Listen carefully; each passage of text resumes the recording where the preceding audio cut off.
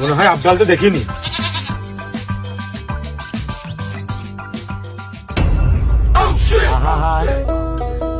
আমি পারি না আর পারি না। ও ভাই কোন যাচ্ছেন? আজরাইল কি চিনে না স্যার বাজারে। আমারে গো আমি কে? স্যার ওই ফার্মেসি যাচ্ছে ওষুধ আনতে। কি ওষুধ? স্যার ওই বিড়ি সিটামাল। নতুন কোম্পানির কোন অ্যান্টিবায়োটিক হইতে হবে। তা বাজারে যাচ্ছেন, রাস্তা তো সমান, তেলা রাস্তা ভাঙাও না, তা ঘ্যাস করে গন মুখে নামাই দিলেন কা বাড়ির মধ্যে? ভাই ওই এটা আমার খালা বাড়ি, ওই প্রতিদিনের মতো আজকেও এই জায়গায় গাড়িটা রেখে যাচ্ছিলাম বাজারে। তা গাড়ি নিয়ে বাজারে যাচ্ছিলেন, বাজার বন্ধ, গাড়ি নিয়ে যাবেন, কোনো সমস্যা তো নেই।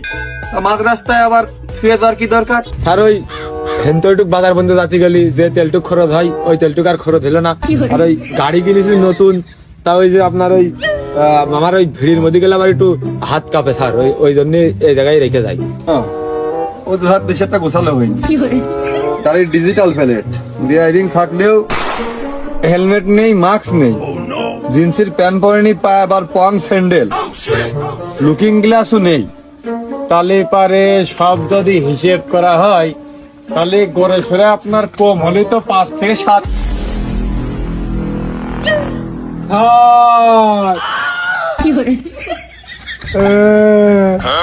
স্যার আপনি আমার একদম মারপেটের ভাইয়ের মতো স্যার। আমার যদি এটা চাচাতো ভাই থাকতে একদম দেখতে আপনার মতো হইতো স্যার, বিশ্বাস করেন। না হলে স্যার আমাদের এটা খালাও থাকতো স্যার, বিশ্বাস করেন। আমার ওই খালাদের এটা ছেলে হইতো একদম আপনার মতোই পুলিশ অফিসার হইতো স্যার।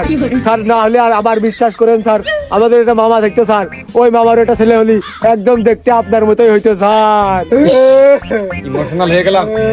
থামেন থামেন, তাহলে আপনার ওই খালাতো ভাই মনে করে ওই হেলমেট, মামাতো ভাই মনে করে ওই জুতো, আর ওই চাচাতো ভাই মনে করে লুকিং গ্লাস ও বাদ দিয়ে দিলাম। তাহলে ওই আপন ভাই মনে করে ওই গাড়ির কাগজ যাওয়ার ওই ড্রাইভিংটা একটু বের করেন। ও স্যার, তাহলে তো আমরা ক্লোজ হয়ে গেলাম। ওই আপনার কাছে আমি বিশ্বাস করে মন প্রাণ দিল থেকে একটা কথা কতে চাই স্যার, আপনি শোনেন।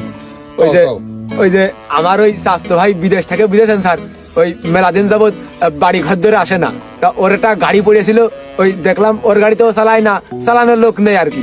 তাই ওই আমি ওর ওই প্লেটটা খুলে আমার এই গাড়ির পেছনে গুনে